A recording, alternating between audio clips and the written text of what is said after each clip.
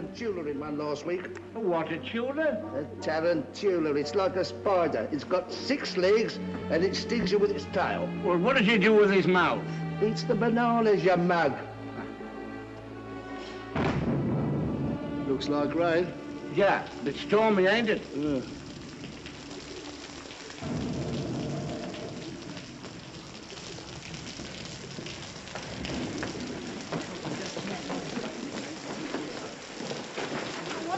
Freddie be doing all this time? He really ought to have got us a taxi by now. Taxi! Taxi! Taxi! You won't get a taxi now, what with the rain and the theatre traffic. Okay. There's not a taxi to be had for love or money. You haven't tried at all. Oh, you really are helpless, Freddie. Go again and don't come back until you have found us I one. shall simply get soaked for nothing. What about us, you selfish pig? Oh, very well, I'll go. Oh, sorry. Now then, Freddie, look where you're going there. Oh, all my varlets trod in the mud. I want to go do that. As if I haven't got enough to do out in the open like that.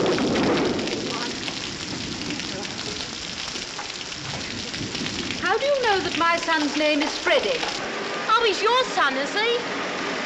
Well, if you'd done your duty by him as a mother should, he'd know better than to spoil a poor girl's flowers and run away without paying. Well, here's a sixpence for you. Oh. Thank you kindly, lady. Now, will you tell me how you know the young man's name? I don't. But I heard you call him Freddie. Now, don't you try and deceive me. Yeah, who's trying to deceive you? I called him Freddie or Charlie. Same as you might yourself if you was talking to a stranger and wished to be pleasant. Come along, Mother. Sixpence thrown away.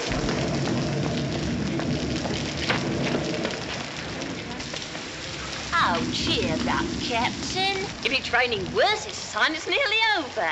Come on, buy a flower off a poor girl. I'm sorry, I haven't any change. Go on, Captain. I can change you half a crown. No, don't be troublesome, there's a good girl. I haven't any change, really. Here's tuppence, if that's any use to you. Taxi! Oh, thank you, Captain. Be careful. Give him a flower for it. There's a bloke over there taking on every blessed word you're saying. But I ain't done nothing wrong by speaking to the gentleman. I'm a good girl, I am, so help me. What's your'n about? But I never spoke to him except to ask him to buy a flower off me. What's the good of fussing? What's the row? What'd she do? There's a tech taking her down. Him over there. What do you want to take down what I said for? You'll just show me what you wrote. How do I know if you took me down right?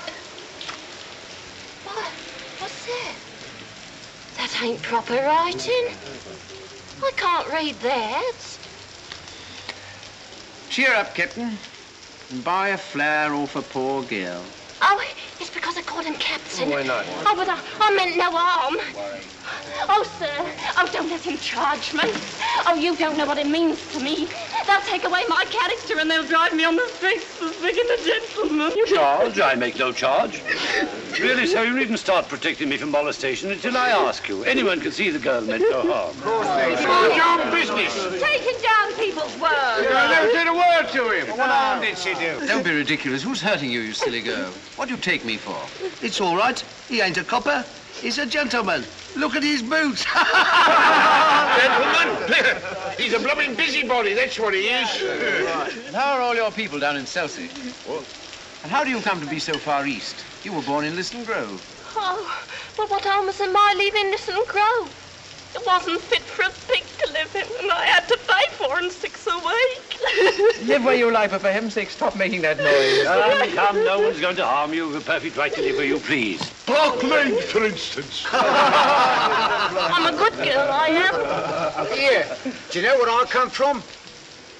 Hoxton. Well, who said I didn't? Blimey, you know everything, you do. Where's your warrant? Yeah, treat like this, don't you? Gets him time to take liberties with a gentleman. Yes. Tell him where he comes from if you want to go fortune telling. Go on. Yes, go on, tell him. All right. Cheltenham, Harrow, Cambridge, India. Right, right. Blimey, yes, now. He's no gentleman, he ain't to interfere with a poor girl. What on earth can Freddie be doing? I shall get pneumonia if I stay in this draft any longer. Else call.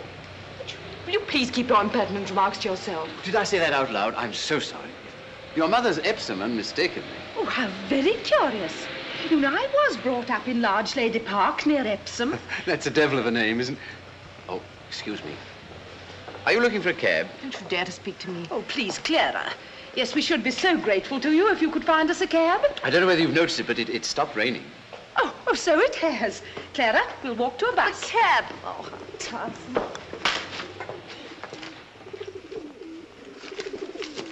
I can tell where you come from. Can you? Annual Insane Asylum. Hanwell. Insane. Oh, thank you, teacher. Ho, ho. May I ask, sir, do you do this for a living in a music hall? Well, I have thought of doing so. Perhaps I shall someday. Then how on earth do you do it? Simply phonetics, the science of speech. That's my profession. Easy. Yes, it's also my hobby. You see, you can spot a Yorkshireman or an Irishman by his brogue. Well, I can place any man within 6 miles. I can place him within 2 miles in London. Sometimes, as in the case of this girl, within 2 streets. Let him mind his own business and leave a poor girl to mind her own business. Woman, cease this detestable boo-hooing instantly. I've a right to be here if I like, same as you. A woman who utters such depressing and disgusting sounds has no right to be anywhere. Oh, Remember that you're a human being with a soul and the divine gift of articulate speech, and that your language is the language of Milton, Shakespeare, and the Bible.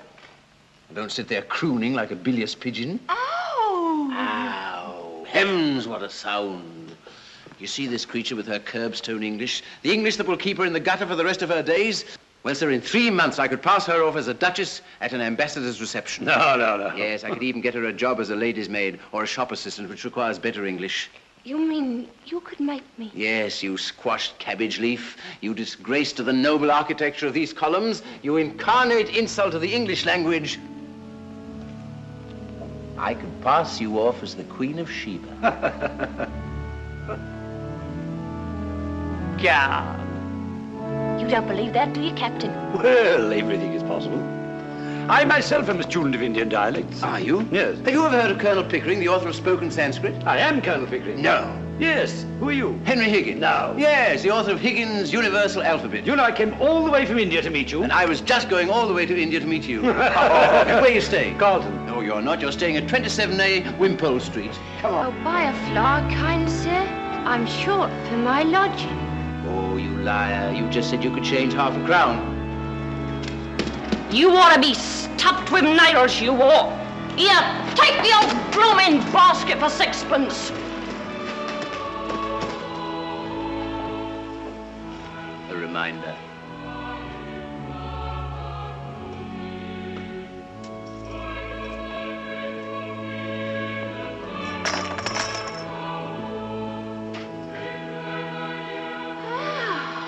Come on, Pickering. This is a wonderful meeting.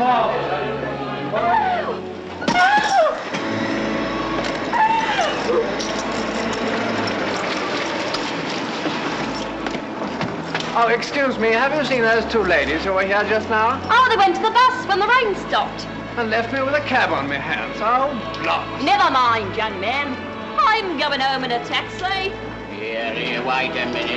18 pence ain't no object to me, Charlie. Buckingham Palace and step on it. Right, Freddie? Well, I'll be dashed. You're Buckingham Palace. How much, dearie? It'll cost you a bob. Yeah, you're a robber, you are. It's disgraceful. A bob for 2 minutes. Ever been in a taxi before? Hundreds and thousands of times. Impudence!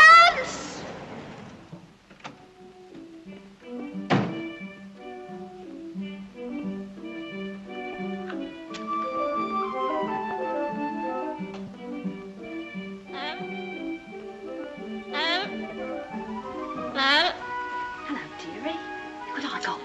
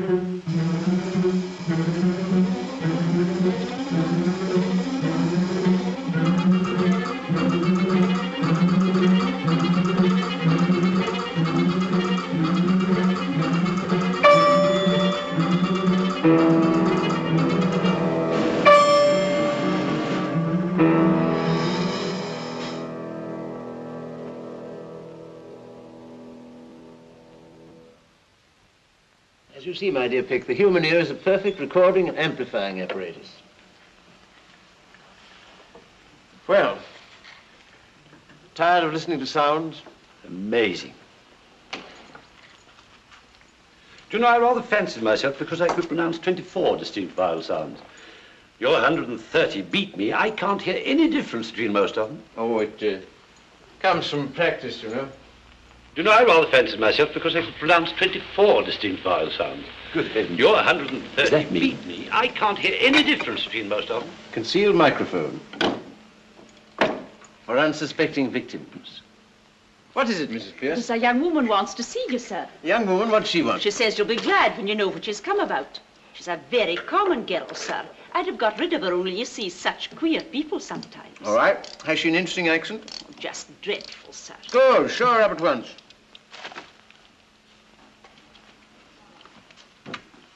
You know, this is really a bit of luck. We set her talking, I'll take it down in my phonetic shorthand. Then we'll get her on the machine. You can turn her on as often as you like. Come away. Here's the young woman, sir. Oh, it's you! Oh, she's no use. I've got all the records I want of the Listen Grove lingo. Be off with you, I don't want you. Yeah, don't you be so saucy. You ain't heard what I come for yet. Did you tell him I come in a taxi? Do you think a gentleman like Mr. Higgins cares what you came in? Oh, we are proud, aren't we? Well, he ain't above giving lessons, not him, heard him say so. And if my money's not good enough, I can go elsewhere. Good enough for what? Good enough for you. So now you know, don't you? I'm come to have lessons, I am. And to pay for 'em too, make no mistake. Well, I say, Pickering, shall we ask this object to sit down, or shall we throw her out of the window? I won't be called an object when I've offered to pay like any lady. What is it you want, my dear? I want to be a lady in a flower shop instead of selling in Piccadilly Circus. They won't take me unless I can talk more genteel. Well, he said he could teach me. Here I am, I'm ready to pay him, not asking any favours. He treats me as if I was dirt.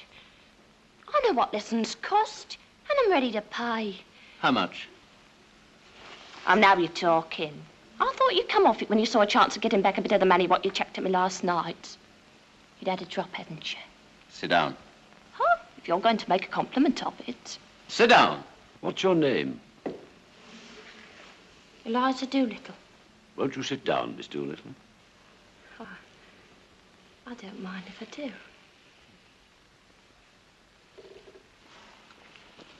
How much do you propose to pay me for the lessons?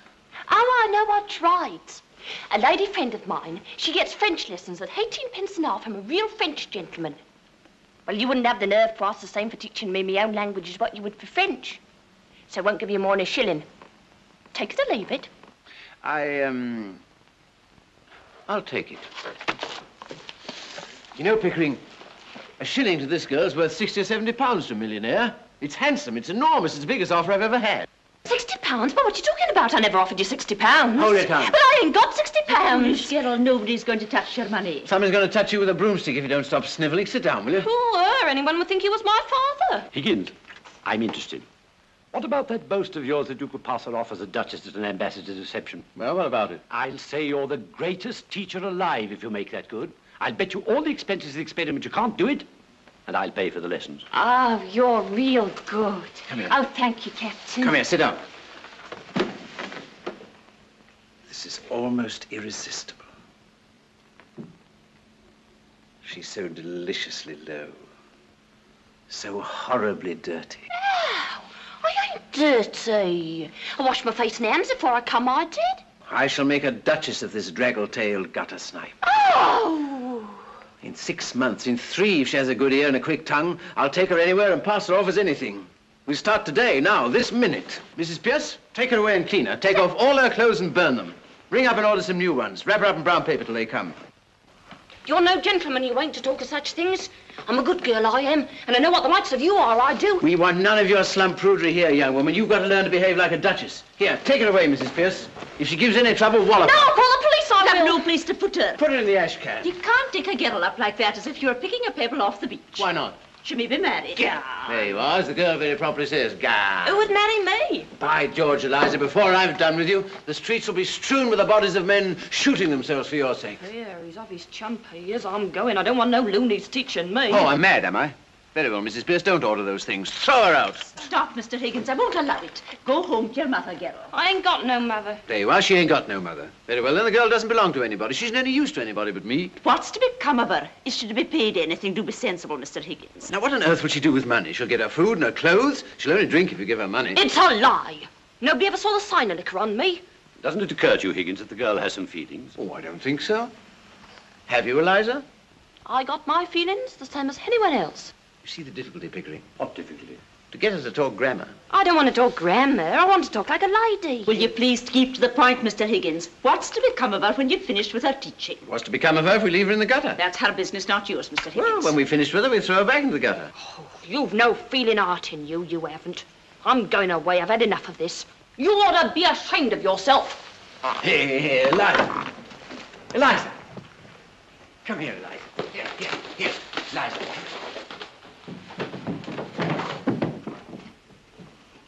Have a chocolate, Eliza. How do I know what might be in them? I've heard of girls being drugged by the like of you. Oh, Where's your good faith, Eliza? I wouldn't have answered it. Only I'm too lazy to take it out of my mouth. You shall have boxes of them, Eliza. You shall live on them. Now listen to me, Eliza. You're going to live here for 6 months and learn to speak beautifully like a lady in a florist shop. If you're good and do whatever you're told, you shall sleep in a proper bedroom, have lots to eat, and money to buy chocolates and take rides in taxis. If you're naughty and idle, you shall sleep in the back kitchen among the black beetles and be walloped by Mrs. Pierce with a broomstick. At the end of 6 months, you shall go to Buckingham Palace in a carriage, beautifully dressed. If the king finds out you're not a lady, you will be taken by the guards to the Tower of London, where your head will be cut off as a warning to other presumptuous flower girls. But if you are not found out, you will receive a present of 7 and 6pence to start life with as a lady in a shop. If you refuse this offer, you will be a most ungrateful and wicked girl, and the angels will weep for you. Now are you satisfied, Pickering? Can I put it more fairly, Mrs. Pierce? Bundle her off to the bathroom. You're a great bully, you are. And I won't stay here if I don't like it. I never asked to go to Buckingham Palace, I didn't. If I'd known what I was letting myself in for, I wouldn't have come here. I've always been a good girl. I am never... You washed my face and hands before I come, I did. I shall make a duchess of this draggle-tailed gutter snipe. Ow! Oh, no, it ain't natural. I've never had a bath in my life. Not what you call a proper one. Nonsense, Eliza. Don't you want to be sweet and clean and decent like a lady? You know you can't be a good girl inside if you're a dirty girl outside. Now, away to your room and take off all your clothes. It isn't decent. Nonsense, girl. Don't you take off all your clothes every night before you go to your bed? No. Why should I? I'd catch me death. I'll take off my skirts. Eliza, now be a good child. No, go and get your things off at once and come back to me. If I didn't want to say I think it must have been clean. I shouldn't have come here. I didn't know when I was well off. I didn't. It ain't decent.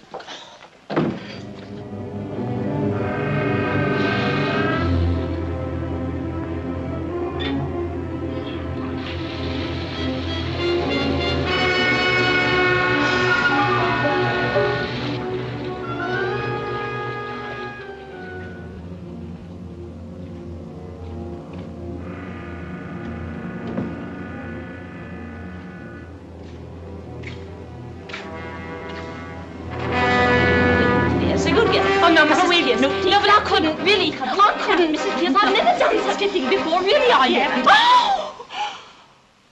Oh.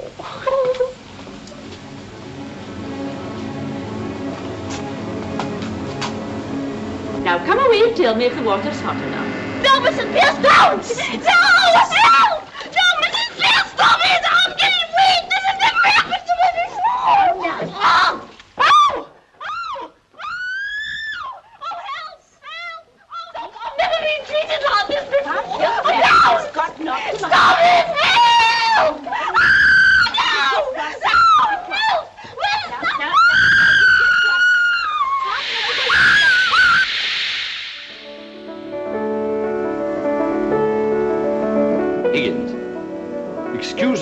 question, but are you a man of good character where women are concerned? Have you ever known a man of good character where women are concerned? Yes, very frequently. Well, I haven't. I find Breakfast is ready, sir. that the moment I let a woman make friends with me, she becomes jealous, exacting, and a confounded nuisance. So I'm a confirmed old bachelor and likely to remain one. Coffee? Thanks. You know what I mean. I hope it's understood that no advantage is to be taken of her position. What, that thing? Sacred, I assure you. I've taught scores of American millionairesses to speak English. The best-looking women in the world. I'm seasoned. They might just as well be blocks of wood. Excuse me, Mr. Higgins. I'd like to trouble you if I may. Yes? Will you be very particular what you say before the girl? I'm always particular about what I say. Oh, no, sir. It doesn't matter before me. I'm used to it. But you really must not swear before the girl. I never swear. What the devil do you mean? That's what I mean. I don't mind your damning and your blasting. Mrs. Pierce. But there's a certain word I must ask you not to use. The girl used it in the bath because the water was too hot. It begins with the same letter as bath. I cannot charge myself with ever having uttered it. Except perhaps in moments of extreme and justifiable excitement. Only this morning, sir, you applied it to the boots, the butter, and to the brown bread. Oh, that, a mere alliteration, natural to a poet. Is that all? No, sir. We'll have to be very particular with this girl as to her personal cleanliness. Yes, certainly, certainly. Most important. Might I ask you not to come down to breakfast in your dressing gown, or not to use it as a table napkin if you do, and will you please remember not to put the porridge saucepan onto the clean tablecloth. I hope you're not offended, sir. No, not at all. Not at all, Mrs. Pierce. Is that all? Oh, no, sir. I really don't think I can put the girl back into these. Might she wear one of those Chinese garments you brought back from abroad? Certainly, certainly. What the devil's that? Oh, don't burn that. We'll keep that as a souvenir.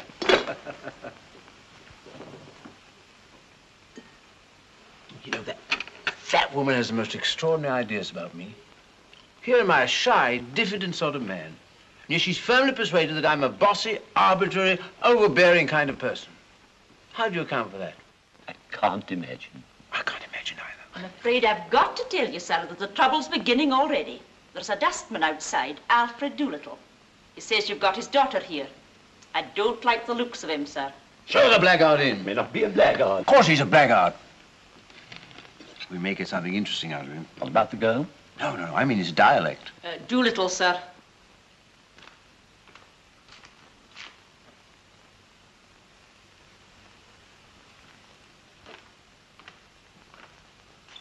Professor Higgins? Here, good morning. Sit down. Morning, Governor. I come about a very serious matter, Governor. Brought up in Hounslow, mother Welsh, I should imagine. What do you want, Doolittle? I want my daughter. That's what I want. Well, of course you do. I'm glad to see you have some spark of family feeling left. Your daughter's upstairs. Here, take it away at once. What? Ah, look here, Governor, is this reasonable? Is it fair to take? The girl belongs to me. You got her. Where do I come in? How dare you come here and try to blackmail me? You sent her here on purpose. No, Governor. This is a plot, a plant, an attempt to extort money by threats. I shall telephone the police. Have I asked you for a brass farthing? I'll leave it to the gentleman here. Have I said a word about money? Well, what else did you come for? Well, I'll tell you if you don't let me get a word in. I'm willing to tell you. I'm wanting to tell you. I'm waiting to tell you. You know, Pickering, this fellow has a certain natural gift of rhetoric. Observe the rhythm of his native wood notes wild. I'm willing to tell you. I'm wanting to tell you. I'm waiting to tell you. The Welsh strain in him. How do you know the girl's here if you didn't send her? Well, she sent back for her luggage, Governor, and I heard about it. Luggage? What luggage? There was a musical instrument, a few pictures, a trifle of jewellery, and a bird cage. She said she didn't want no clothes. Well, what was I to think from that? I ask you as a parent, what was I to think? So you came to rescue her from worse than death? Yes, that's right, just so.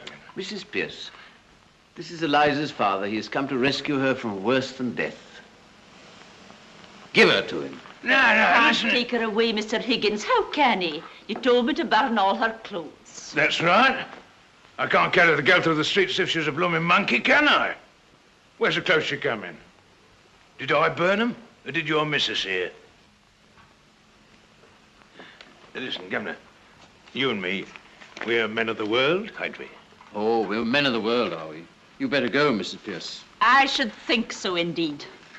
The floor is yours, Doolittle. I thank you kindly, Governor. Tell you the truth, I've taken a sort of fancy to you. Well, then. And if you want the girl, I'm not so certain having them back home, but what we mightn't be hoping to an arrangement. Regarded in the light of a young woman, she's a fine, handsome girl. As a daughter, she ain't worth a keep, I tell you straight. All I ask from you is my rights as a father. And you're the last man in the world to expect me to let her go for nothing. You're one of the straight sort, you are. Oh, I can see that. Well, what's a £5 note to you? And what's Eliza to me? I think you ought to know, Mr. Doolittle, that Mr. Higgins' intentions are entirely honourable. Of course they are, Governor. Of course they are. If I thought there wasn't, I'd ask 50. Why, you callous rascal. Do you mean say you'd sell your daughter for £50? No, not in a general sort of way, I wouldn't. But to oblige a gentleman like you, I'd do a good deal, I do assure you. Oh, have you no morals, man? I can't afford them, Governor. Well, neither could you if you was as poor as me. I don't mean no harm. But if Eliza's going to have a bit out of this, well, why not me, too?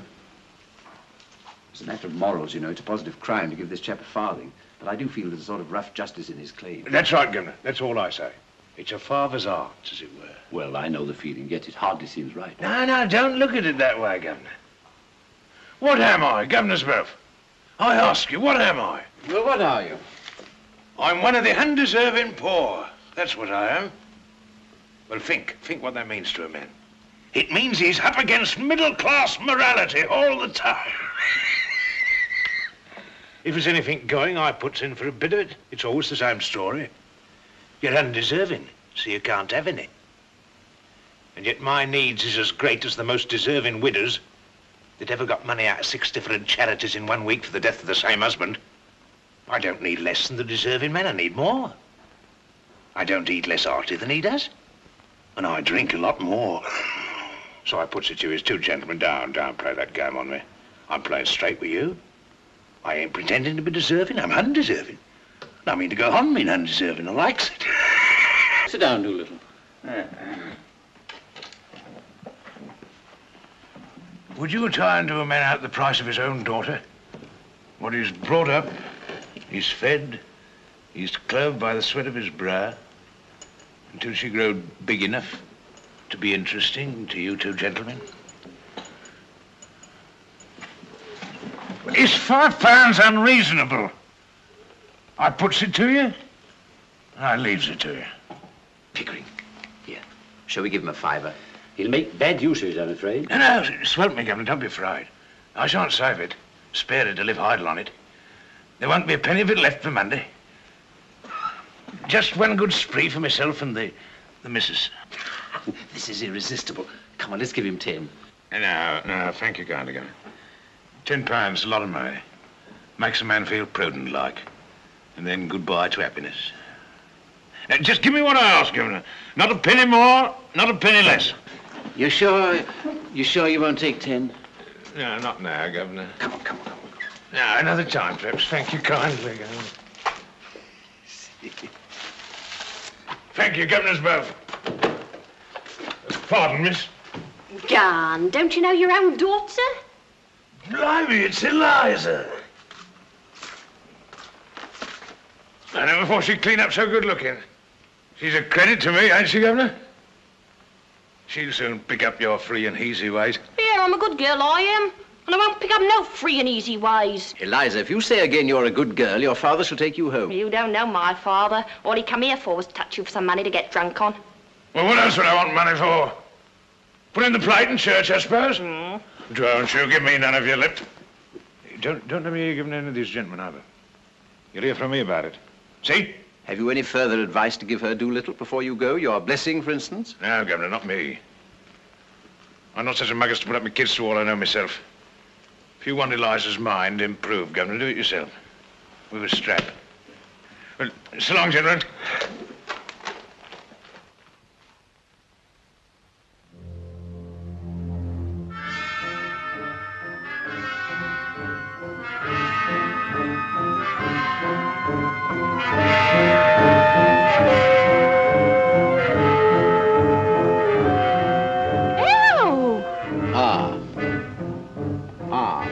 Like father.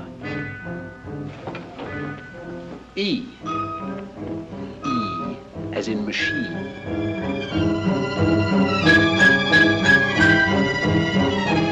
Repeat after me. A. A. E. The rain in Spain. The rain in Spain. Stays mainly in the plains. Stays mainly in the plains. The rain in Spain stays mainly in the plains. The rain in Spain stays mainly in the plains.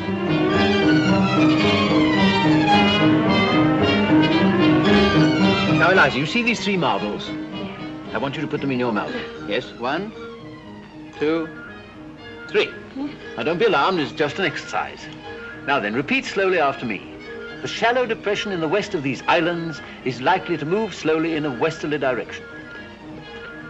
The shallow depression in the west of these islands is likely to move.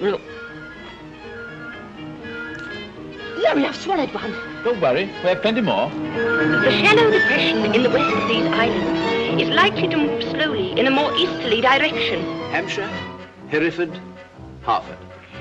Hampshire, Hereford, cool, lummy chums. So it will, Eliza, every time you say correctly. Now then, try once again. In Hampshire, Hereford, and Hartford, hurricanes hardly ever happen. In Hampshire, Hereford, Hartford, hurricanes hardly ever happen. Hardly ever happen. Hardly ever happen. Oh.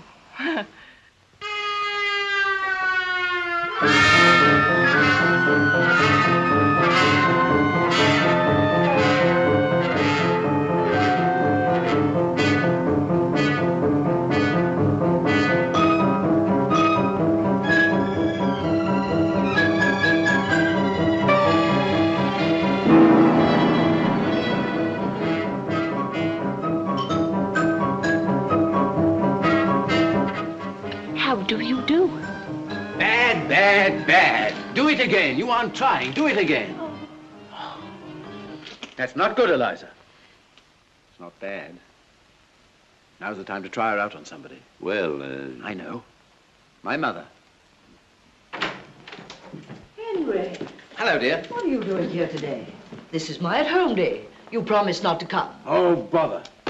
Go home at once. But I just come here on purpose. You see, dear, I picked up a girl. You mean a girl has picked you up? No. This isn't a love affair. Oh, what a pity. Why? You never fall in love with anyone under 45. Oh, I can't waste my time with young women. They're all such idiots, anyhow. You know what you do if you really love me, Henry? Get married, I suppose. No. Stop fidgeting. And take your hands out of your pockets. Don't sit on that table. You'll break it. Come and tell me about the girl. Look here, she's coming to see you this afternoon. Really? I don't remember asking her. No, you didn't, and you wouldn't have if you'd known her. Indeed? Why? She's just a common flower girl. I picked her up in Covent Garden. You've asked her here? Oh, don't worry. I've taught her to speak properly. She'll stick to 2 subjects only, the weather and everybody's health. You know, fine day, how do you do, and all that. Oh, that's a blessing anyway. Well, it is, and it isn't. Now, what do you mean by that? You see, dear, I've got her pronunciation all right, but you've got to consider not only how the girl pronounces, but what she pronounces. Mrs. and Miss Ainsford Hill, Mr. Ainsford Hill. Oh, heavens. So good of you to Dear, come. my dear, pretty. How do you do? You know my son. Oh, my son Henry. Miss Hill. Delighted. Mrs. Hill. Enchanted. Mr. Hill. Thank you. You're celebrated, son. I've always so longed to meet you, Professor Higgins. Yes, I've seen your face somewhere before. I haven't the ghost of a notion where. But it doesn't really matter. Sit down. Mother, look here. I'm sorry to say my celebrated son has no manners. You mustn't mind him. I don't. Colonel Pickering. How do you do, Mrs. Higgins? The Reverend and Mrs. Birchwood. What, more of them? How do you do? Flicker? You told your mother what we've come for? No, we were interrupted, damn it. Oh, are we in the way? No, not at all. No, by George, we need 2 or 3 extra people. You'll do as well as anyone else. Sit down. Will you excuse me? Colonel Pickering. Henry?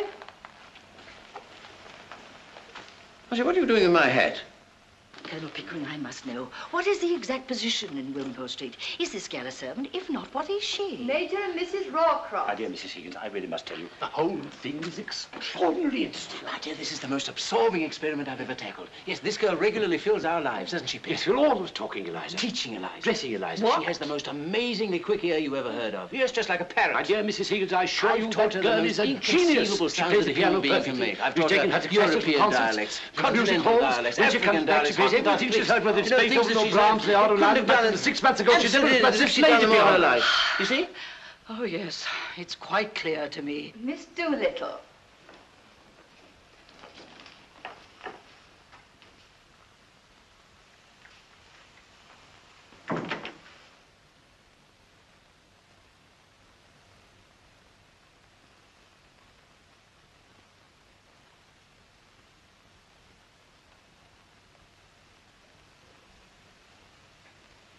How do you do, Mrs.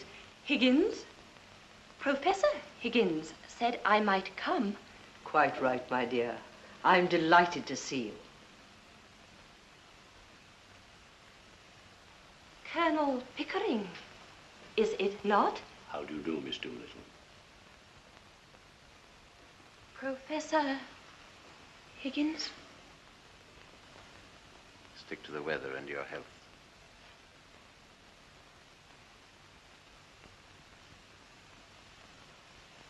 Mrs. Hill, Miss Doolittle.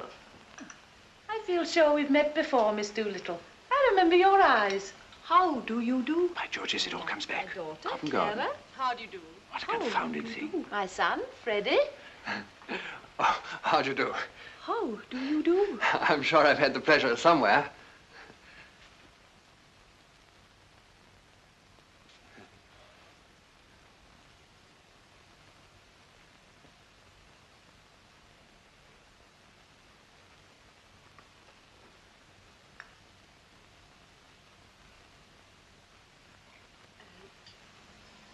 Will it rain, do you think? The rain in Spain, they say, stays mainly in the plains. They say. How too true, Miss Doolittle. But in Hampshire, Hereford, and Hartford, hurricanes hardly ever happen. Do they? hardly ever, Miss Doolittle. How awfully funny. What is wrong with that, young man? I bet I got it right. Killing. Oh, excuse me.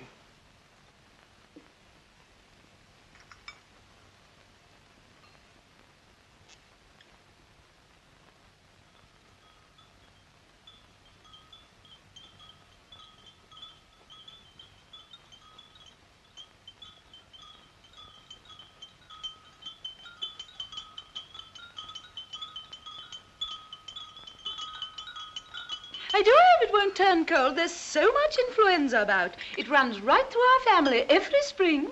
My aunt died of influenza. So they say. But it is my belief as how they done the old woman in.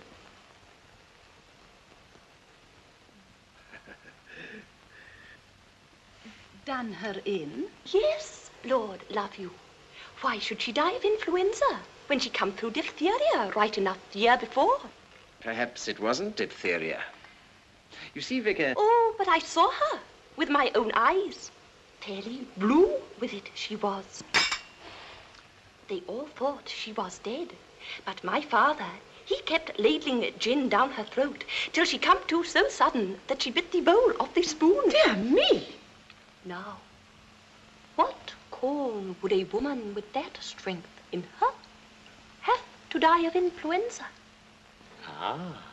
And what become of her new straw hat that should have come to me? Well, what? Somebody pinched it. And what I says is, them what pinched it done her in. Done her in? Could you tell me? No, just the new slang, Vicar. But you surely don't believe that your aunt was killed? Do I not? Them she lived with would have killed her for a hat pin, let alone a hat. But it couldn't have been right for your father to have poured spirits down her throat like that. Now, that might have killed her. Not her. Gin was mother's milk to her. Besides, he'd poured so much down his own throat that he knew the good of it. Oh, how terrible for you. Oh, it never did him no harm, what I could see. He was always more agreeable when he had a drop in. When he was out of work, my mother used to give him a 2 and a kick and tell him to go out and to not come home until he drunk himself cheerful and loving like. Charming. There's lots of women has to make their husbands drunk to make them fit to live with. Yeah. What are you sniggering at? The new slang. You do it so awfully well. If I was doing it proper, what was you laughing at? I said anything I oughtn't? No, not a thing, Miss Doolittle, no. Well, that's a mercy anyhow.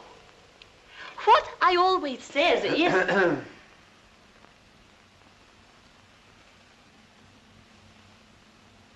Well, I must go now.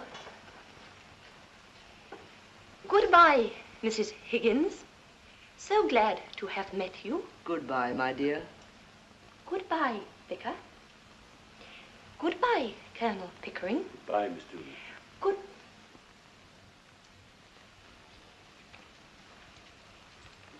Goodbye, all.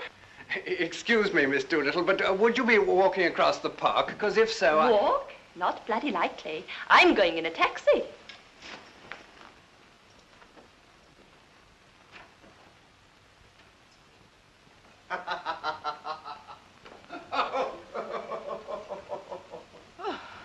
Oh, it's no use. I shall never be able to bring myself to use that word. Oh, don't. It isn't compulsory, you know. You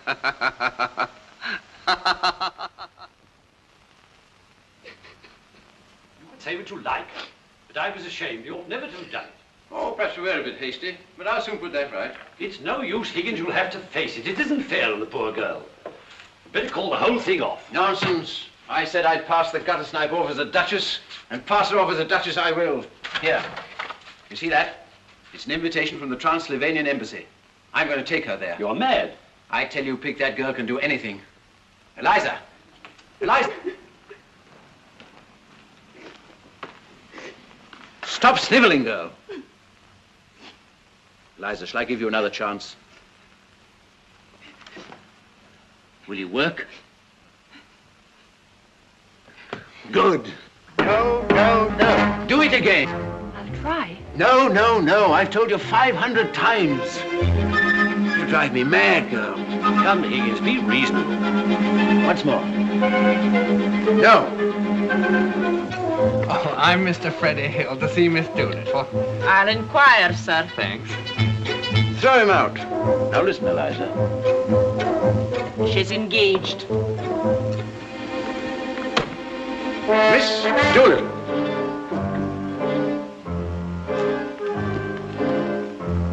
Off. Why can't you do it like this? He's here again. Oh, throw him out, throw him out. Come on now, both together. 1, 2, 3. That's better. Hmm? Now listen carefully, Eliza. How kind of you to let me come. Now listen. Say it. How kind of you to let me come. Listen again. How kind of you to let me come. Oh, it's Mr. I know. He's here again. No good, sir. May I have the pleasure, Miss Doolittle? Get up, girl, get up. Yes, I'll be delighted. I'll be delighted. All right, come on then.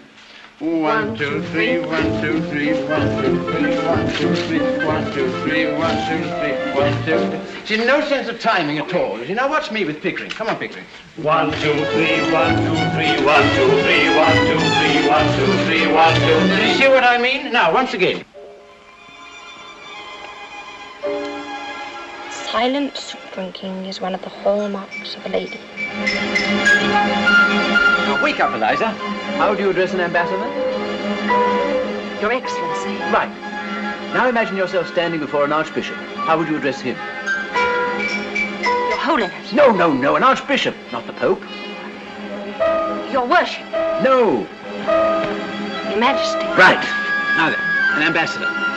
Your Excellency. An archbishop. Your Grace. The Queen. Your Majesty. An archduke.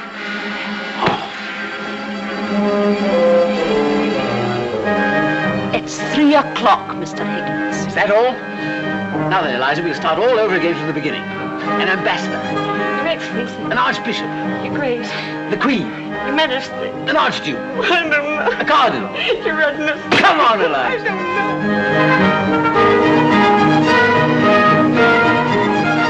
don't know. It's 4:30, Mr. Higgins.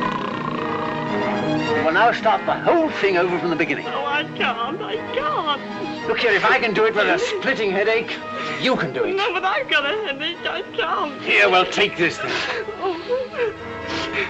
Now then, an ambassador. Oh, His Excellency! Come, Higgins, be reasonable. I'm always reasonable. Now then, Pickering, the time has come. Send for dressmakers, hairdressers, makeup artists, manicurists, and all the rest of the parasites. Did you ever see the like? Ah, I have it. Camellia, camellia, camellia. There. Do you think? No. A little spray of flour. No, no.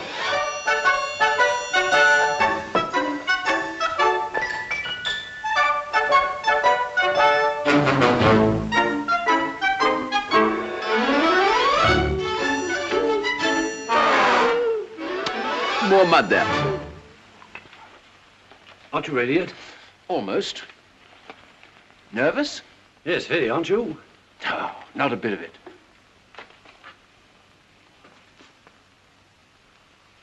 Not a bit of it.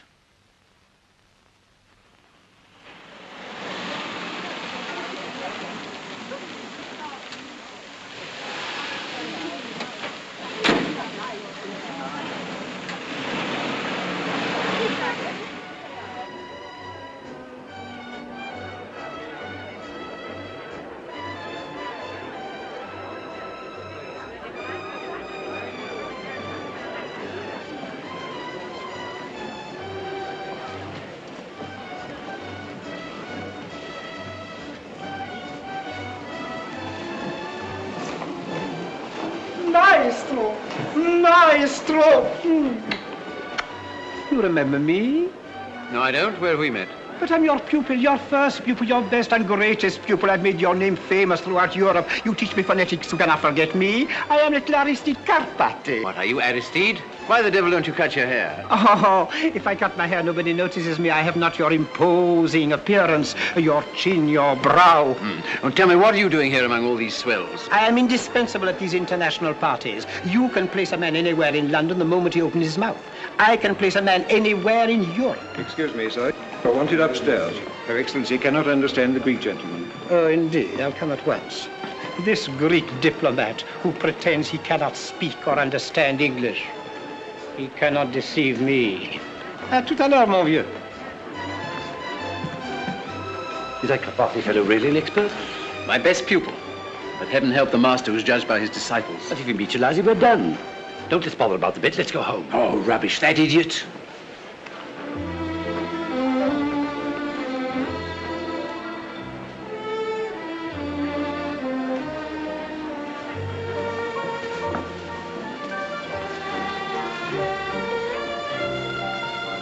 Well, Eliza, now we're in for it.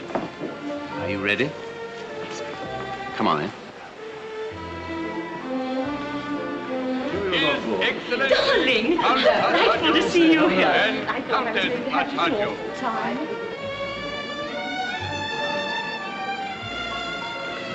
That fellow found us about Eliza. He'll blackmail us. Let him try. Her Grace, the Duchess of Care.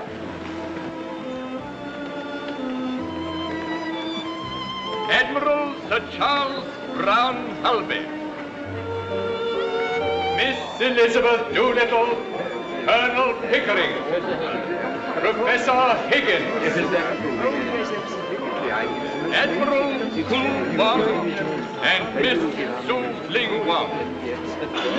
How do you do, Colonel Pickering? How do you do? May I present Miss Elizabeth Doolittle? How do you do? How kind of you to let me come. Oh, not at all. The Mrs. Milker. Good evening. Oh, Professor, good evening. Who is this charming girl you brought? Is she a relation? Not of mine, no. She has such a faraway look, as if she always lived in a garden. So she has. A sort of garden. There is one thing I have observed about the English, Duchess, and that Yes, I adore observing the English. Let's go and observe them now. Come along, George. Oh, dear. Such a bore about the English. And quite wrong, like every ambassador. Oh, look, there's dear old Lily Fantail with a whole of Kew Gardens on her head. You have a rival here tonight. He introduced himself as your pupil. Is he any good? He can learn a language in a fortnight. Knows dozens of them. The sure mark of a fool. Your Excellency is interested in Miss Doolittle? Yes. Could you find out who she is? Excellency. Lord Wilsham and Lady Wilsham. I feel rather like Noah standing on the bridge watching the loading of the ark. You know, two of everything. Colonel Pickering... tell me more about your Greek gentleman friend, won't you? A gentleman. He's the son of a Clerkenwell watchmaker. He speaks English so villainously that he dare not utter a word of it without betraying his origin. I help him to pretend, but I make him pay through the nose. I make them all pay. And now, Professor Higgins, I should be delighted if you would present me to this Miss Doolittle. No, you don't. Can't you see she's talking to a duchess? Professor Higgins. The very man I've been dying to meet. I'm Isabel of the Sun. Perfide of the Globe. What extraordinary people seem to get in everywhere nowadays. Extraordinary. Colonel Pickering, unfortunately we were interrupted. Would you be so kind as to introduce me to Miss Doolittle? Well, You remember you so kindly addressed the guild of the lady auditors? Oh, yes, excuse me, but I'm not... No, this time around. I won't tell you what they're Long class. Enchanted.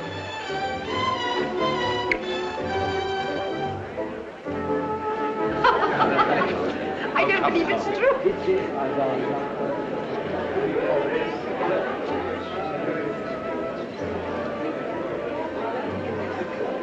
Miss Doolittle has a delicious sense of humor.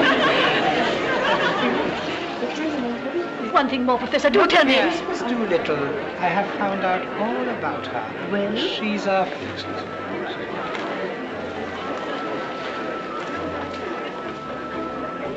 Well, now, go on. Oh. I say, Pickering, do you know what's happened?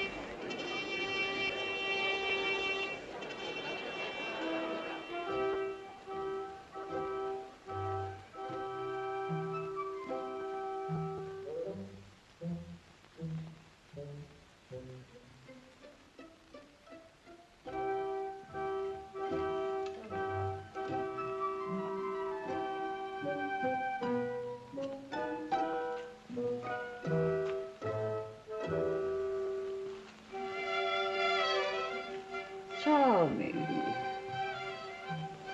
Miss Doolittle, then.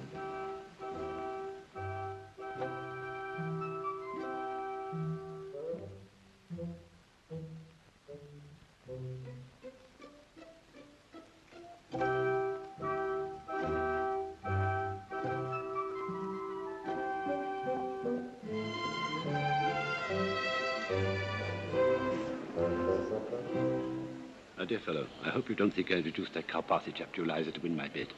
Oh, nonsense. But the game's all up, Pickering. He's found out all about her.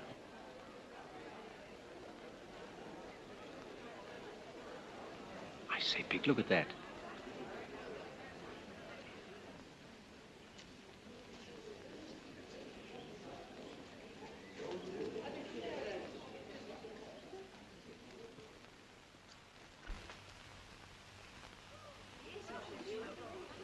is she?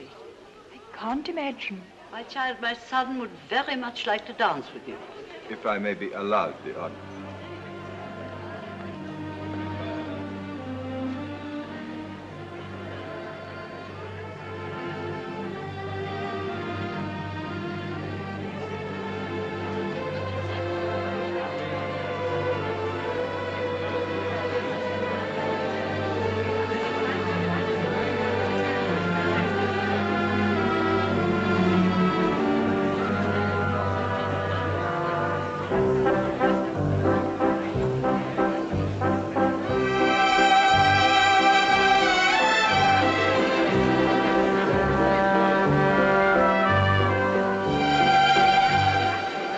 Gives the game away to the ambassadress, there'll be the deuce of a row. I wouldn't miss it for worlds, excuse me.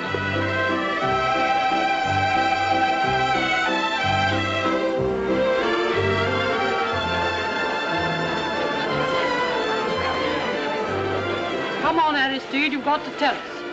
Yes, tell us all you know about this Miss Doolittle. No, that is my secret. But I will tell your Excellency, she has a right to know who Miss Doolittle is. Well, who is she? She is a film star. Oh, no. She's a fraud. A fraud? Oh, no. Yes, she cannot deceive me. Her name cannot be Doolittle. Why? Because Doolittle is an English name and she is not English. Oh. But she speaks it perfectly. Too perfectly. Can you show me any Englishwoman who speaks English as it should be spoken? There is no such thing. The English do not know how to speak their own language. Only foreigners who have been taught to speak it well. Yes, there's something in that. But if she's not English, what is she? Hungarian. Hungarian? Yes, Hungarian and of royal blood. I am Hungarian. My blood is royal. Did you speak to her in Hungarian? I did. She was very clever. She said, please speak to me in English. I do not understand French. French! She pretended not to know the difference between Hungarian and French. Nonsense, she knows both. And the blood royal, how did you find that out? Instinct, maestro. Instinct. Only the Hungarian, the Magyar race can produce that air of the divine right, those high cheekbones, those resolute eyes. She is a princess.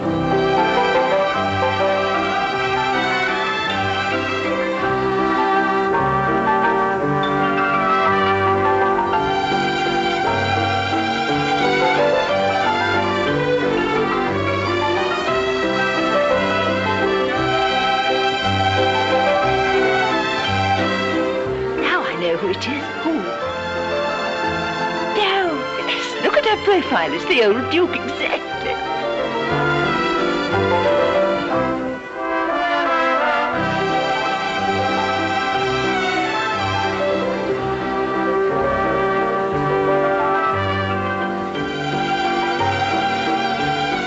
What do you say, Professor? I say an ordinary Cockney girl out of the gutter. I place her in Covent Garden. Maestro, you are mad on the subject of Cockney dialects. The London gutter is the whole world for you. This girl is undoubtedly a princess? Have it your own way, Maestro. Have it your own way.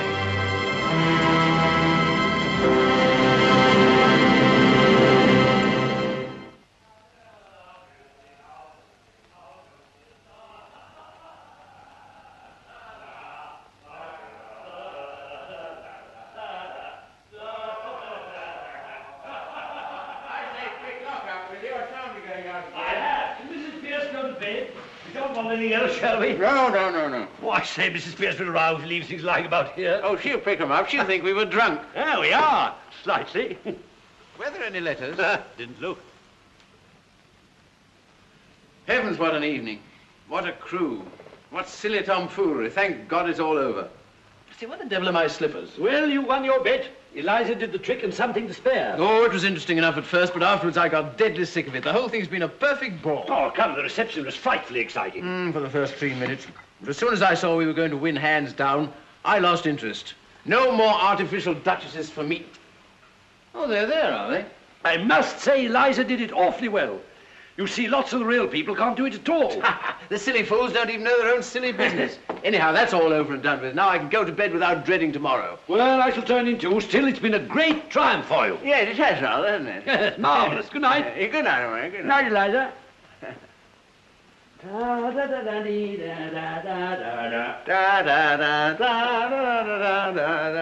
Put out the lights, Eliza. Tell Mrs. Pierce not to bring me coffee in the morning. I'll take tea.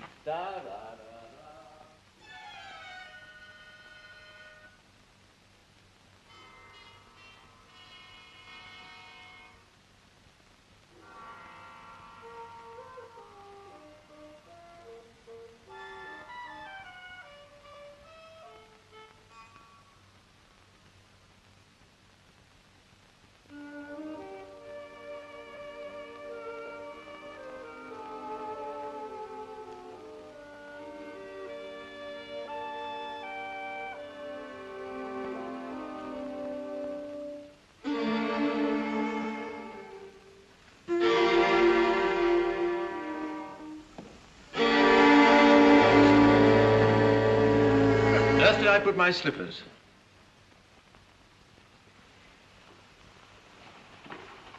There are your slippers, and there! Take your slippers, and may you never have a day's luck with them. What's the matter?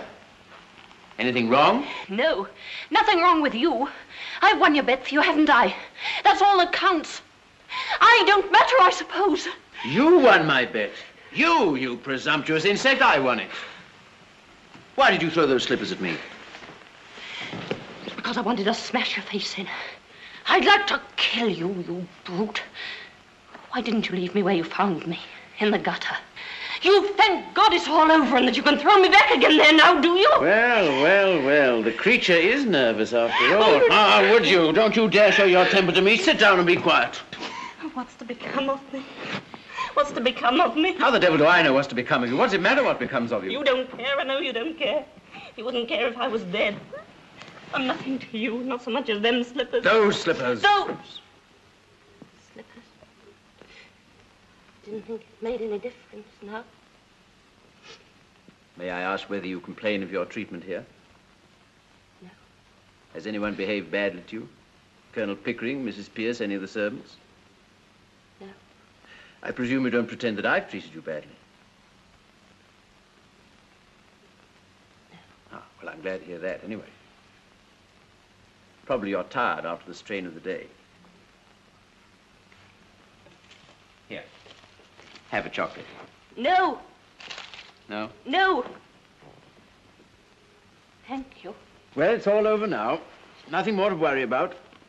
No. Nothing more for you to worry about.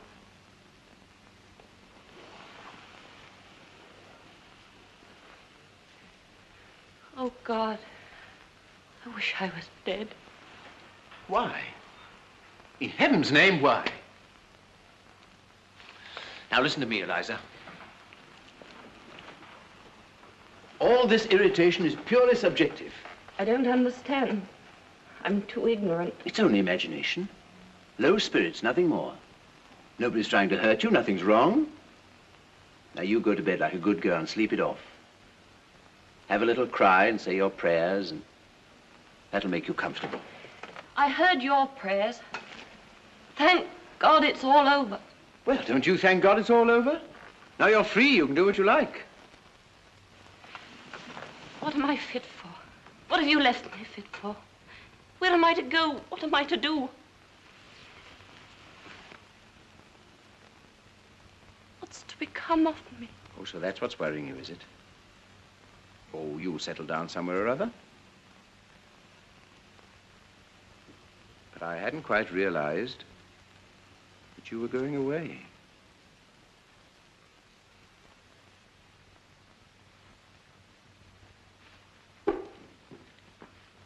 You might marry, you know. You're not bad looking. Quite a pleasure to look at you sometimes. Of course, now you've been crying. You look as ugly as the very devil, but when you're quite all right and yourself, you're what I should call attractive. That is to people in the marrying line, you understand. Now you go to bed, have a good night's rest. Get up in the morning and look at yourself in the glass. And you won't feel so cheap. I dare say my mother could find some chap or other who'd do very well. We were above that in Covent Garden. What do you mean? I sold flowers. I didn't sell myself. Now you've made a lady of me, I'm not fit to sell anything else. I wish you'd left me where you found me. But you don't have to marry the fellow if you don't like him. What else am I to do? Well, lots of things. How about your old idea of a florist shop? Pickering could set you up in one. He's got lots of money. Oh, you'll be all right.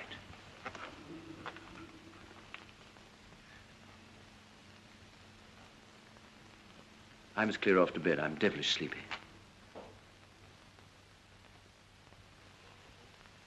By the way, I came here for something. Forget what it was. Your slippers. Oh, yes, of course.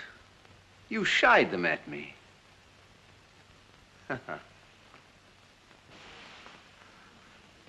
Before you go, sir. Eh?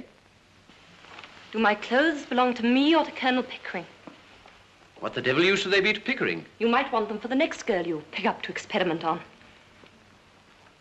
Is that the way you feel towards us? I don't want to hear any more about that. All I want to know is what belongs to me and what doesn't. My own clothes were burnt. What's it matter? Why need you start bothering about that in the middle of the night? I want to know what I may take away with me. I don't want to be accused of stealing. Stealing? Liza, you shouldn't have said that. That shows a want of feeling. I'm sorry. I'm only a common, ignorant girl. And in my station, I have to be careful. There can't be any feelings between the like of you and the like of me. Will you please tell me what belongs to me and what doesn't? Oh, you can keep the whole confounded house full if you like. All except the jewels. They're hired. Will that satisfy you? Stop, please. Will you take these to your room and keep them safe? I don't want to run the risk of them being missing. Hand them over. If these belong to me instead of the jeweler, I'd ram them down your ungrateful throat. This ring... It isn't the jeweler's. It's the one you bought me in Brighton. I don't want it now. Don't you hit me! Hit you, you infamous creature. How dare you accuse me of such a thing? It's you who have hit me. You've wounded me to the heart. I'm glad. I've got a little of my own back anyhow. You've caused me to lose my temper. A thing that's hardly ever happened to me before. I prefer to say nothing more tonight. I shall go to bed.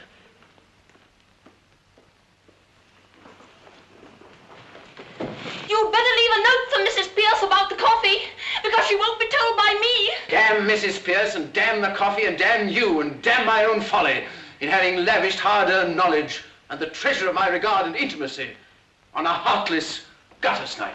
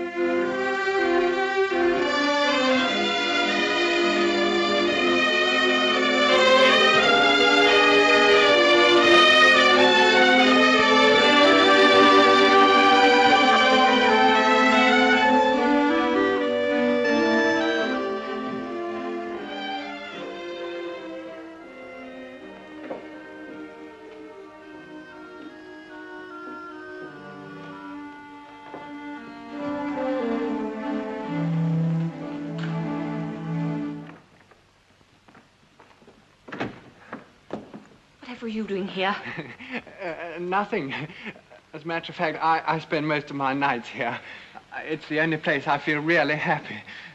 Don't laugh at me, Miss Doolittle. Don't you call me Miss Doolittle. Eliza's good enough for me. Where are you going? To the river. What for? To make a hole in it. To make a hole in it? Freddie, you don't think I'm a heartless gutter snipe, do you? No, darling. How can you imagine such a thing? I think you're the most wonderful, the loveliest. Now then. This isn't Paris, you know. No, sorry, Constable. Eliza.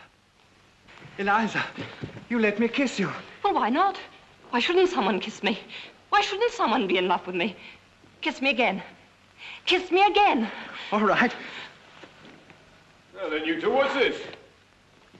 Were you annoying that young lady? No, Constable, certainly not.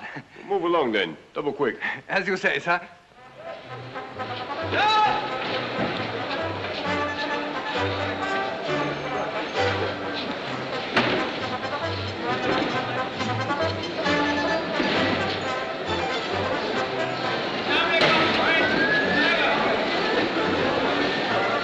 Well, if it ain't.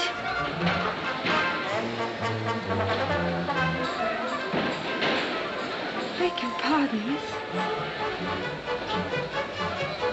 Bar flower for poor girl.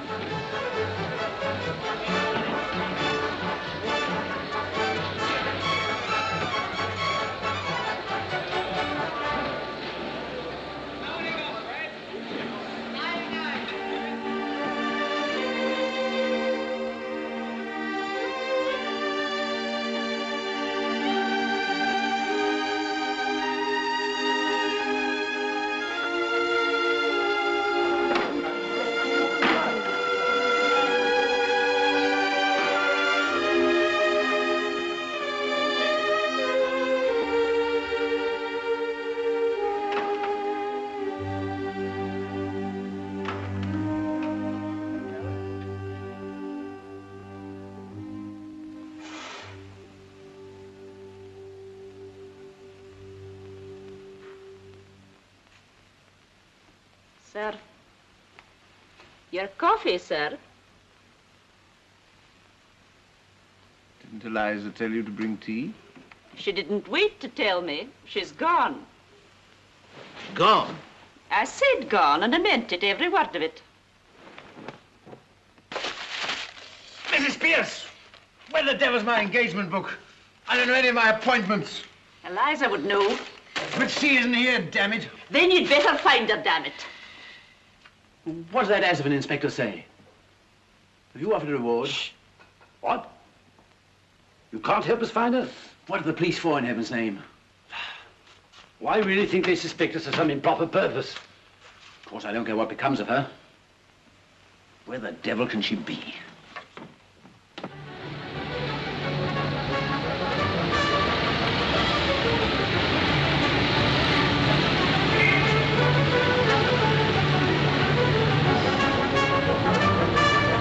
Have you seen Eliza Doolittle?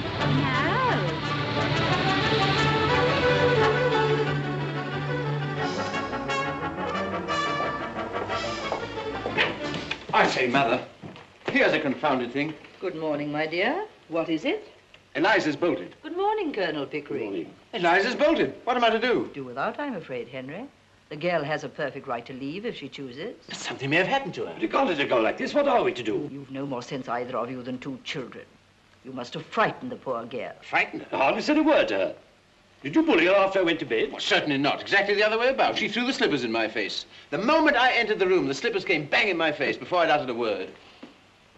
And she used the most perfectly awful language. I can't say I'm surprised. And you mean to tell me that after all her hard work, and after doing this wonderful thing for you without making one single mistake, you two sat there and hardly said a word to her? Well, we didn't make speeches, if that's what you mean. You didn't thank her, pet her, admire her? And she only threw the slippers at you. I'd have thrown the fire irons at you. Mr. Henry, a gentleman wants to see you most particular. Oh, bother, I can't see anybody now. He's been sent on from Wimpole Street. Who is it? Mr. Doolittle, sir. Doolittle? A dustman? Dustman? Oh, no, sir. A gentleman. All right, show me. By George, Pick, this is some relative of hers she's gone to. Someone we know nothing about. Genteel relations. Now we shall hear something. Doolittle! What the dickens has happened to you? Henry Higgins, did you see this? Look at this. You done this. Done what, man? Look at this hat. Look at this coat. Good morning, Mr. Doolittle. Won't you come in? Thank you, ma'am. What has my son done to you? He's ruined me, destroyed my happiness. Tied me up and delivered me into the hands of middle-class morality. You're raving, you're drunk, you're mad. I gave you £5. After that, I had 2 conversations with you at £0.50 an hour, and I've never even seen you since. Oh, mad am I? Drunk am I? Tell me this. Did you or did you not write to an old blighter in America to say the most original moralist at present in England was Alfred Doolittle, a common garbage man? What, Ezra D. Wannefeller Jr.? Oh, I remember making some silly joke of the kind. Oh, you might well call it a silly joke. It's put the lid on me right enough. Just give him the chance he was looking for, to show Americans isn't like us, that they recognize and respect merit in whatever class of life, however humble. Them words is in his blooming will, in which he leaves me £3,000 a year, on condition I lecture for the Wannefeller Moral Reform League, as often as they ask me up 6 times a year. But this solves the problem of Eliza's future. You can provide for her now. Yes, I'm expected to provide for everybody now at £3,000 a year. He shan't provide for her. She doesn't belong to him. I paid him £5 for her. Doolittle, you're either an honest man or you're a rogue. A little of both. Very like the rest of us, a little of both. The point is, have you found Eliza? Have you lost her? Yes. Blimey, you have all the luck you have. No, I ain't found her, but she'll find me quick enough now. That's what you done to me. Now, you listen to me. You wait here for a moment, Mr. Doolittle. Henry, I've a surprise for you. Do you really want to know where Eliza is? Yes, where is she? She says she's willing to meet you on friendly terms and let bygones be bygones. Is she, by God? Pickering, where is she? Now, promise to behave yourself, Henry. Good morning, Colonel Pickering. Quite chilly this morning, isn't it?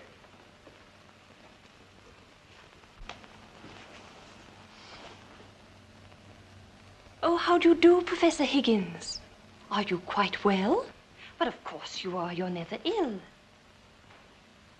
Won't you sit down, Colonel Pickering? Don't you dare try this game on with me. Get up and come home and don't be a fool. Very nicely put indeed, Henry. No woman could resist such an invitation. Let her speak for herself. There isn't an idea that I haven't put into her head. I tell you, I've created this thing out of squashed cabbage leaves in Covent Garden. And now she pretends to play the fine lady with me. Will you drop me altogether now the experiment is over, Colonel Pickering? Oh, you mustn't think of it as an experiment. Oh, I'm only a squashed cabbage leaf. But I owe so much to you that I should be very unhappy if you forgot me. You see, it was from you that I learned really nice manners. And that's what makes one a lady, isn't it? Ha! And that's what makes the difference, after all. No doubt. Still, he taught you to speak, you know, and I couldn't have done that. Of course, that was his profession. It was just like learning to dance in the fashionable way. Nothing more than that in it. But you know what began my real education? No. You're calling me Miss Doolittle that day when I first came to Wimpole Street. That was the beginning of self-respect for me. You see, the difference between a lady and a flower girl isn't how she behaves. It's how she's treated.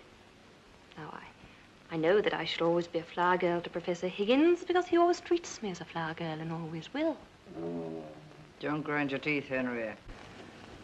But I know that I can be a lady to you because you always treat me as a lady and always will. Well, that's very nice of you to say so, Miss Doolittle. I should like you to call me Eliza now, if you would. Thank you. Eliza. Of course. And I should like Professor Higgins to call me Miss Doolittle. I'll see you damn first. Henry? But you're coming back, aren't you? You'll forgive Higgins. Forgive? Will she, by George? Let her go. Let her find out what it's like to be without us. In 3 weeks, she'll relapse back into the gutter without me at her elbow. You won't relapse, will you, Eliza? No, never again. I don't believe I could utter one of those old sounds if I tried. Ow! Ha-ha! What did I tell you? Victory! Victory! Ow, ow, ow, ow, ow. Henry! Ow! Eliza, it ain't my fault. Your stepmother's... Henry, look, Henry. Oh. Colonel, I'm getting late for the wedding. Wedding? What wedding? Mine. Yours? Yes, in spite of all I've said and done, my wife. She's going to marry me. I'm feeling uncommon nervous about the ceremony, Governor. I wish you'd come and put me through it. But you've been through it before. You were married to Eliza's mother. Who told you that, Governor? Well, nobody told me, but I concluded naturally. No. That ain't the natural way, Governor. That's only the middle-class way. But don't tell Eliza. She don't know. I always had a sort of delicacy about telling her. No, quite right. You come to the church and you see me through straight. With pleasure, as far as a bachelor can. May I come too, Mr. Doolittle? I'd be very sorry to miss your wedding. We should indeed be honoured by your condescension, Mum. My poor old woman, she'd look upon it as a tremendous compliment. She's been very low lately, thinking of the happy days that are no more. Eliza, your stepmother's going to marry me. Will you come to the church and see me turned off? I've ordered the car, dear. Wait for me. Colonel Pickering can go with the bridegroom. Bridegroom. What a word. Makes men realize his position somehow. So long. See you at the church. Middle-class morality claims its victim.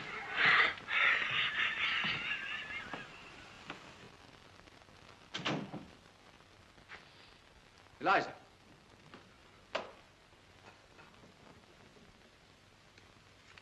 Well, Eliza, you've had a bit of your own back now, as you call it. You had enough, and you're going to be reasonable, or do you want some more? You want me back only to put up with your tempers and pick up your slippers and fetch and carry for you. I haven't said I wanted you back at all. Oh, indeed. Then what are we talking about? About you, not about me. If you come back to me, I shall treat you just the same as I've always treated you. I can't change my nature, and I don't intend to change my manners. My manners are exactly the same as Colonel Pickering. That's not true. He treats a flower girl as if she were a duchess. I treat a duchess as if she were a flower girl.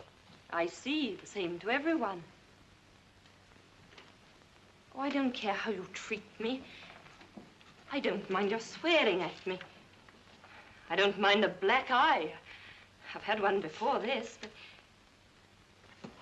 I won't be passed over. Then get out of my way, for I won't stop for you.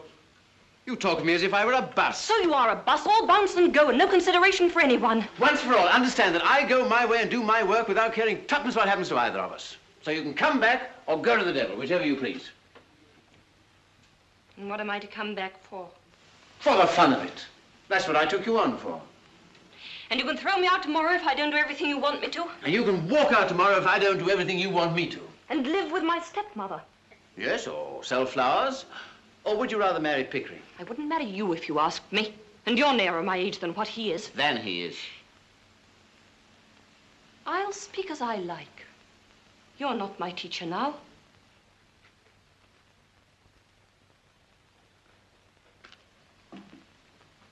I don't know that Pickering would, though. He's as confirmed an old bachelor as I am. That's not what I want, and don't you think it. I've always had chaps enough wanting me that way. Freddie Hill writes to me. Twice and 3 times a day. Sheets and sheets. Blast his impudence. He has a right to if he likes, poor lad. And he does love me. You have no right to encourage him. Every girl has a right to be loved. Well, by fools like that? Freddie's not a fool. Oh. If he's weak and poor and wants me, maybe he'd make me happier than my betters who bully me and don't want me. I can do without you. Don't think I can't.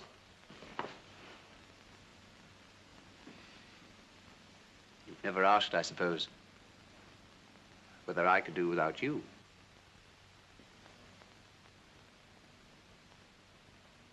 You'll have to do without me.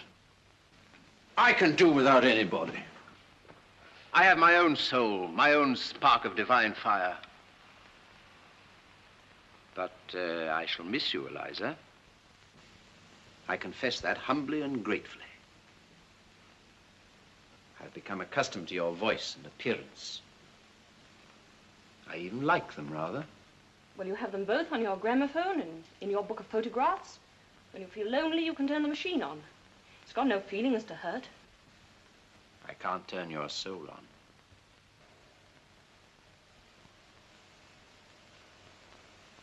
Oh, you're a devil.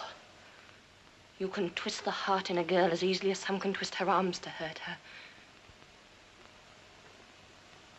I want a little kindness. Why, I know I'm only a common, ignorant girl, but I'm not dirt under your feet. What I done, what I did, it wasn't for the dresses and for the taxis. It was because we were pleasant together and because I came to care for you, not forgetting the difference between us and not wanting you to make love to me, but, well, more friendly like. Of course, Eliza. That's exactly how I feel. And how Pickering feels. Eliza, you're a fool. That's not a proper answer to give me. If you can't stand the coldness of my sort of life and the strain of it, go back to the gutter. Oh, it's a fine life, the life of the gutter. It's real, it's warm, it's violent. Not like science and literature and classical music and philosophy and art. You find me cold, unfeeling, selfish, don't you? Very well, then marry some sentimental hog or other with a thick pair of lips to kiss you with and a thick pair of boots to kick you with. If you can't appreciate what you've got, you better get what you can appreciate. I won't care for anyone who doesn't care for me. Oh, Eliza, you're an idiot. I waste the treasures of my Miltonic mind by spreading them before you. Oh, I can't talk to you. You turn everything against me. You know very well that I can't go back to the gutter, as you call it, and that I've no real friends in the world but you and the Colonel. You think I must go back to Wimpole Street because I've nowhere to go but Father's. But don't you be too sure that you have me under your feet to be bullied and talked down. I'll marry Freddie, I will, as soon as I'm able to support him. What, that young fool? You shall marry an ambassador. You shall marry the Viceroy of India. I won't have my masterpiece thrown away on Freddie. You think I like you to say that, but I haven't forgotten what you said a minute ago. If I can't have kindness, I'll have independence. Independence, that's middle-class blasphemy. We're all of us dependent one on another, every soul on earth. I'll let you see whether I'm dependent on you. If you can preach, I can teach. I'll go and be a teacher. Oh, what'll you teach in heaven's name? What you taught me, I'll teach phonetics. I'll offer myself as an assistant to Professor Carpati. What, that humbug? That imposter, that toadying ignoramus? You take one step in his direction, I'll wring your neck, you hear? Wring away! What do I care? I knew you'd strike me one day. Oh. Now I know how to deal with you. Oh, what a fool I was not to think of it before. That's done you, Henry Higgins, it has, and I don't give that for your bullying and your fine talk. When I think of myself crawling under your feet and being trampled on and talked down, when all the time I'd only to lift my finger to be as good as you are, oh, I could just kick myself. By George, Eliza, I said I'd make a woman of you, and I have. I like you like this. Yes, you make up to me now that I'm not afraid of you and I can do without you. Of course I do, you little fool. 5 minutes ago, you were a millstone round my neck. Now you're a tower of strength, a consort battleship. Goodbye, Professor Higgins.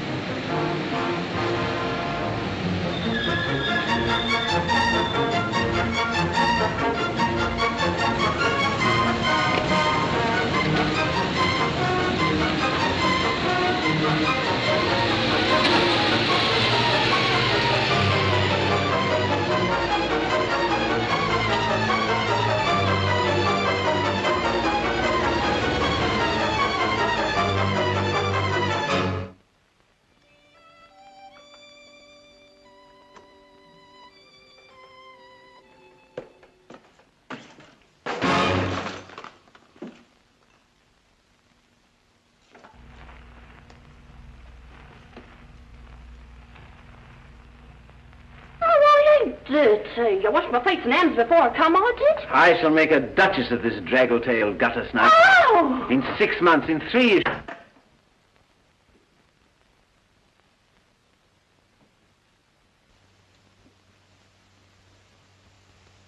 washed my face and hands before I came. I did.